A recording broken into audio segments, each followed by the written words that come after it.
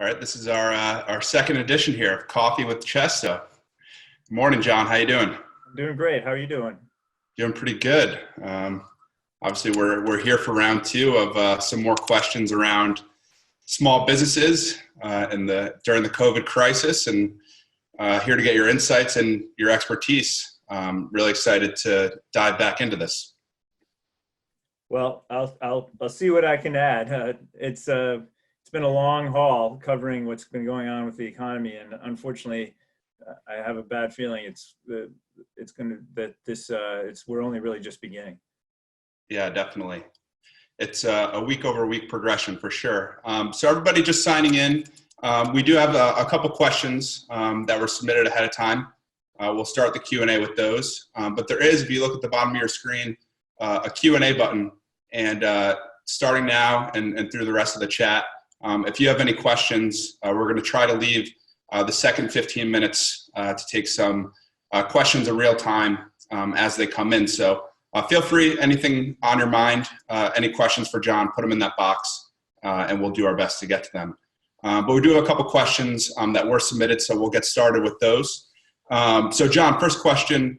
It is a week over week progression. Hopefully we're 1 week closer to reopening at least some things. How do you imagine kind of Boston's new normal when things start to reopen?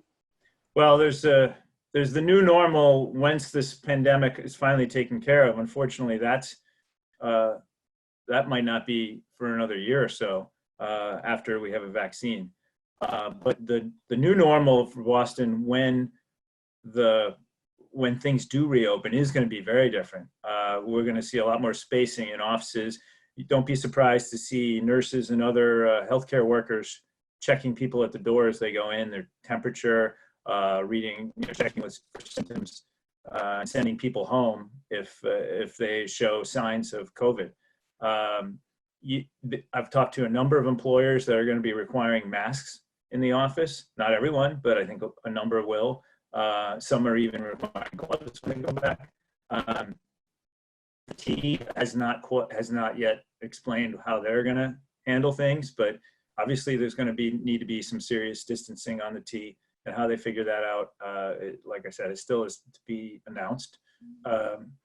I think the city you're going to see. The city is not going to be the vibrant hub of activity that it once was. People are going to be working from home a lot more during the pandemic. Anybody with pre-existing conditions are going to be asked to stay at home, and I think a lot of people are going to have to stay at home anyway, just because of childcare issues. So it's going to be a very different, and I would say a more somber city when we reopen. It's not. I think when we were all hunkering down in the beginning, I kind of imagined this sort of like happy moment when on May 4th or whatever date, and everyone just returns to normal, and there would be much rejoicing in the streets. Unfortunately, that's not how it's going to play out. Long term, we may get back to normal over 1 to 2 years, but I think you'll see some systemic changes. One that comes to mind is just the way we pay. I think we'll see a lot more online payments, even with brick and mortar retailers, either on your phone or you order ahead of time. And I think we will see some brick and mortar retailers just shifting the way they do business because of that. Yeah, we had kind of a related question come in about the colleges and the potential of the colleges reopening in the fall with online learning instead of the students returning to campus. If that's the case, what do you think the impact could be on the Boston real estate market? Well, I think it probably won't have too much of an impact on sale prices, at least for, say, single-family homes and condos. Some parents do buy condos as an investment for their kids when they go to school, and then sell them afterwards. So it does affect the sale market. Obviously, the rental market's going to take a big hit. It's a huge turnover point when all those students come in for the fall semester, and I don't know, what all the landlords that kind of count on that revenue. That could be a real issue.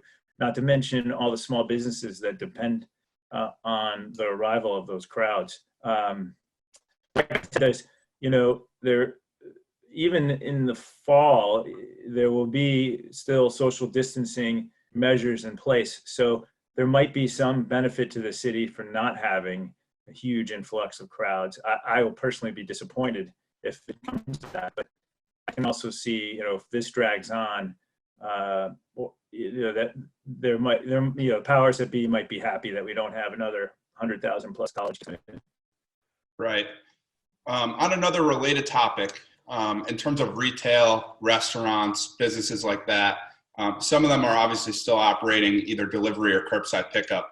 Do you see this as a long-term transformation for businesses, specifically kind of in retail, restaurants, around curbside pickup versus people coming in, either dining in or going to a store for, 15, 30 minutes and really taking their time shopping? Is this a long-term shift that you see more towards curbside pickup? I think you're going to see more of it once we get out the other side. Whether businesses start charging a small fee for that, or whether it's sort of implied that they need to tip the workers, I don't know. But I do think you're going to see some expectation. Small businesses, the fight against Amazon continues. It's even harder now to fight against Amazon because Amazon can sort of continue relatively unfettered, while small businesses, many declared non-essential, have to really struggle in this time. And so when the places open back up, everyone's going to have to be thoughtful about how to present themselves in a way that makes them more competitive than Amazon. And I think curbside pickup is one way we're going to see that. And I think, like I said before, you're going to see more on ordering and encouraging ordering online in advance. I could see, if you're going out to a restaurant, maybe you'll look at the menu before you go and order it. I don't know how restaurants will be able to encourage that, but I think they will want that more. The whole idea is to have fewer sort of cash register-like transactions when you go in the door.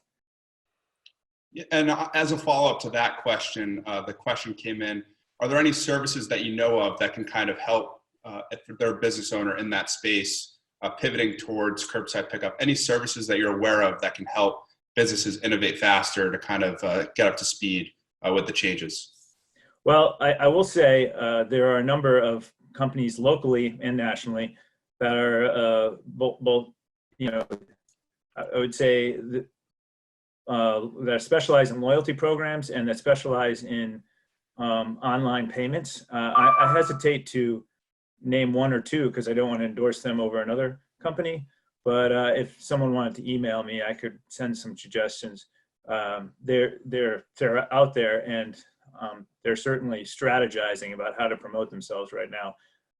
If you're a small business and you don't have a strong e-commerce presence, you've got to do it now. Definitely, and that's really helpful. So obviously yesterday there was more funding for the PPP program approved and released. First question for you, have you heard any updates in terms of how that process has been going in the second tranche of funding? Anything you've heard from either business owners or banks or the SBA directly?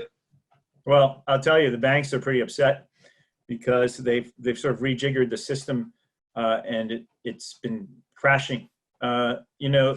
What happened the first time that the PPP funds were released were banks were gradually over the course of several days getting up to speed with it. So it wasn't a huge, the run on the money happened over the course of a week or two.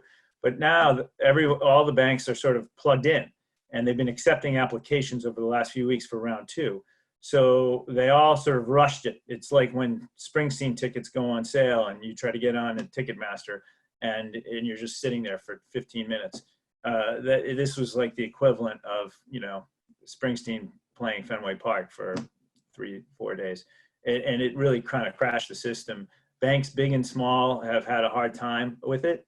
This time around, there's $60 billion out of 310 set aside for smaller banks. I would say, 50 billion and under, and so they will get to they'll be able to get to some of that, but the larger chunk of money is the SBA is having a real hard time of it right now.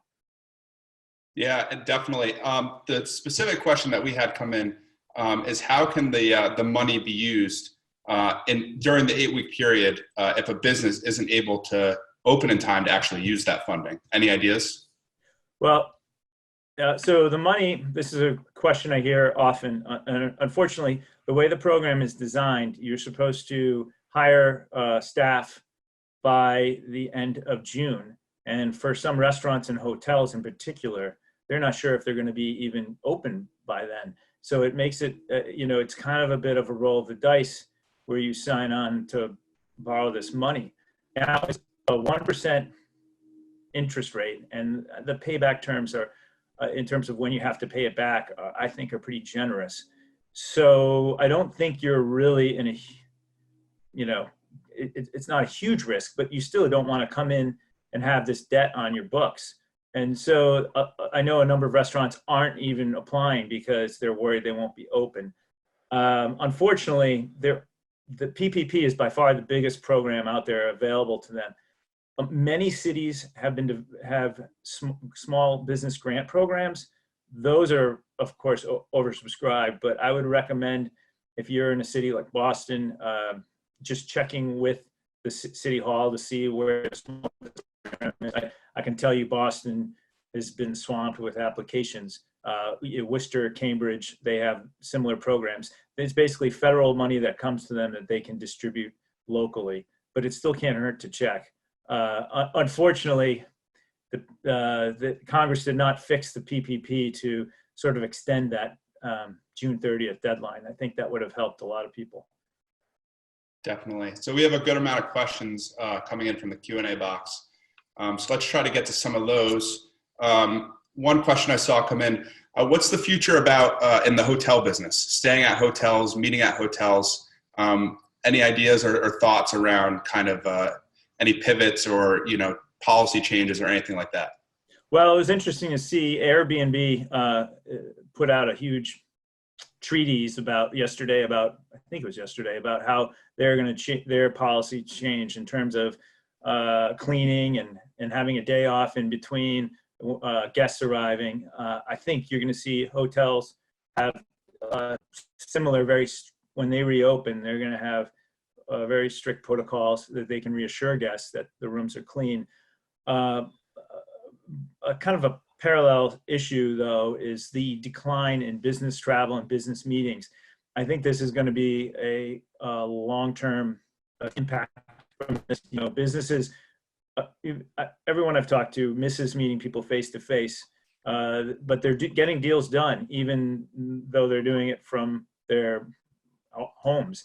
And so I think, a lot of businesses have had to just kill all their business travel, and it's going to be hard to justify again much business travel. And so I think that's going to hurt hotels significantly. Definitely. So here's a question I'm also curious about. Curious to know if you have any insight into this. Who is establishing the standards in terms of capacities in the stores, hours of operations, and any other restrictions? Is this something that's a national standard, the city of Boston or the state of Massachusetts? Who's coming up with those guidelines? Well, that's a good question. Everyone sort of has their own ideas. I think we're going to see statewide standards promulgated through the Banker administration. I think cities have the ability to put their own standards in. And so you may see some variation, but not a lot, on the statewide standards. And I think the Baker administration is working with several other Northeast states to come up with a plan for reopening. So I think if you want information about, and we want to influence this decision making, the main point is the Baker administration and his cabinet secretaries, most notably Mike Keneally, who is in charge of economic development, but also the Department of Public Health will play a big role. Gotcha. So another PPP question for you. I've heard about small businesses who applied for the first round of PPP who were shut out due to no funds. However, they reapplied this time and were rejected because they already applied the first round. Have you heard of a fix for this issue? Oh, I haven't heard of that. I'm sorry, I can't answer that. Generally speaking, what I've heard is that people who were shut out the first time were able to apply again, and in fact encouraged to apply again by their banks. They basically, if the money ran out, thousands of businesses in Massachusetts alone were put on wait lists, so that when the money reopened yesterday, banks would just start pumping in the applications into the SBA. It didn't quite work so smoothly, but most of the applications that were attempted to be submitted to the SBA yesterday were from businesses that had applied in the last round but did not get the money. Gotcha. That might be one to follow up with you individually. Yeah, I'd be happy if someone wants to email me. I'd be happy to follow up and try to find an answer to that specific issue. Definitely. Outside delivery services and sanitizing companies, any other business opportunities that you see as emerging out of this crisis? Well, I can tell you, I've been following the public companies in Massachusetts pretty closely, and I can tell you the ones that are doing the best. They're sort of in two buckets: the biotechs, and it's not just biotechs that are fighting the pandemic. Biogen and Vertex their stocks are doing great, relatively speaking, and they're not really involved in COVID vaccines or treatments. Moderna, of course, is involved, and they're very promising right now. But also we're seeing, BJ's is doing really well, as you might imagine. And today, a lot of people don't know that Dr. Pepper's based here. So it was a Texas company that merged with Keurig, and Keurig's in Burlington. So now Keurig is the name of the company. And they put out their earnings today, and they actually held to their guidance for 2020, which is a huge victory. So they're doing well. Those are the big public companies. I think as far as smaller private companies and where the opportunities are, it goes back to what I was saying about loyalty programs and payment programs, payment systems. These companies that, and it's, for example, Toast, which laid off a number of people recently because restaurants are shut down.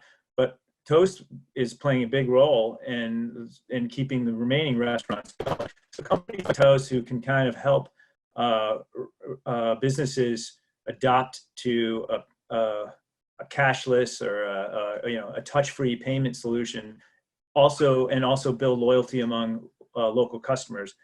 Those are the ones that are going to find or probably thrive in the new world. Gotcha.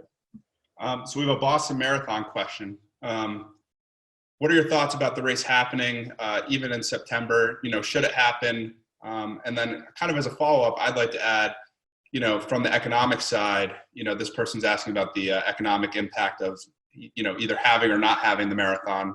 Obviously the Bruins, Red Sox, Celtics, there's been no games for months, and for the foreseeable future, it doesn't look like they're coming back anytime soon.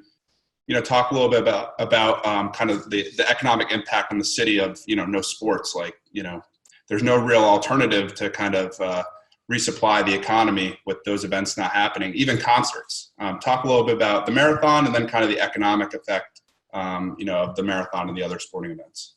Well, I'm a little biased here because I was signed up to run the Boston Marathon, and it was probably the best marathon weather. You notice it's pretty cool outside. This is great marathon weather, and normally when it gets to this time in April, it's usually pretty warm, with the exception of one infamous torrential downpour 2 years ago. So I'm giving it a 50-50 chance of happening in September. Maybe that's overly optimistic because I'm just hopeful because I want to run it. But I think, we should be able to get a lot of the pandemic under control in Massachusetts by midsummer. The problem, of course, is with the marathon, you're talking thousands of people, close to 30,000 people standing around in one area. And, you know, it just seems hard to imagine that happening so soon. It's much to happen. It is a big economic impact. The marathon alone brings in, a few $100 million in economic revenue for the city and surrounding communities. And then, of course, there's a charitable impact. That's tens of millions of dollars in money raised. I imagine most of that charity will still happen. I could be wrong. But then that goes to the broader issue of in general, concerts at a TD Garden or the Bruins or the Celtics. That's 20,000 people. The Red Sox more than 30,000 at Fenway Park. And that I would not be surprised if we see the pro teams return without spectators. And obviously the economic impact in the city would be huge if that's the case. But at the time, you imagine, when I go to an event at the TD Garden, you're in a long line of people waiting to get in, scanned, you're not and so how they do that now when you have to be 6 feet away from the next person seems very challenging. Again, I think, when a vaccine is in place, and that's not really expected until next year, the social distancing can be relaxed, I think. But until that point, everyone's saying, we got to keep the social distancing up. We got to keep the masks up. Can you imagine going to a concert and with everyone wearing masks? It's just hard to picture. So as hopeful as I am that by September, this aspect of our city that we know and love returns, I would be surprised. And I think that, people should brace for the worst case scenario right now. Unfortunately. All right, 2 more questions and then we'll wrap this up.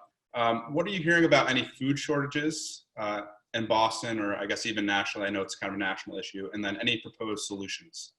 Well, it's interesting because every time I go to the supermarket, I feel like there's something new that's missing. Obviously pasta is like almost impossible to find. At least the kinds of pasta that my daughter likes is never on the shelves. But we're starting to see sort of it affect other parts of the food chain. And I think the biggest issue right now may be meat processing. A number of pork plants have really struggled with COVID around the country, and that's going to start affecting the supply of pork to the supermarkets if it hasn't already. And I think, because a number of these plants have shut down. I mean, the pigs are there, but there's just no way to process the meat. And I think you're going to see this, the fear is that this will kind of widen to other kinds of meat as well. So I think that's might be where we start seeing the first real shortages. Definitely. All right, last question, and then feel free to add any closing thoughts to your answer as well. But kind of the $1 million question. Obviously, Marty Walsh came out yesterday, basically said Boston will not be reopening, at all May 4th. Anything you're hearing about, if not May 4th, when, or anything about the reopening process? And then feel free to add any of your own thoughts as well. Sure. It's really the governor's decision to make, although, of course, like I said, cities can be more strict to some extent. Something as dramatic as reopening businesses is really up to the governor. And Charlie Baker's been kind of keeping his cards close in this decision-making process. I think almost everyone that I've talked to expects him this week to extend. Obviously, the state is supposed to reopen May 4th. I don't think anyone thinks that's going to happen.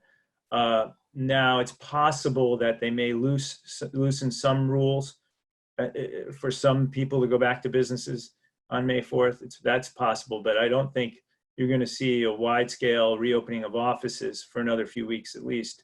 And like I said at the beginning, even then, it's going to be, people are going to be working staggered shifts, working from home, wearing masks. It's going to be a very different reality. And so I think, there are different stages of the recovery, and they all require certain protocols to prevent the spread of the disease. I think we're going to see the reopening in stages, and it won't be one, just great return to the streets of Boston that most of us would like to see. Definitely. Anything you want to close the conversation with that's, front of mind that maybe we didn't cover? Anything you want to add? No, I think this is great. I'm sorry we can't get, I see that there are a lot of other questions, and I'm sorry that my time is so tight today. But if anyone wants to email me questions, I'd be happy to try to respond. I can't get to everything, but I do like to respond quickly. My email address is jon.chesto@globe.com. And you should also check out, if you don't have our Talking Points PM newsletter, you should subscribe. Go to the Globe's newsletter page and put your email address in for the Talking Points newsletter. It comes out every night and gives you a wrap up of sort of the local business news every day. Particularly important now. We also have a separate coronavirus newsletter that I would recommend that business people sign up for. Awesome. So thanks for taking the time to ask the thoughtful questions and for chiming in. And like I said, feel free to reach out by email if you have other questions. Yeah, definitely. Thanks a lot for your time, John. Hopefully we'll be back next week, take some more questions, hopefully have some more updates, and then we'll see everybody then. So thanks everybody for tuning in, and stay safe.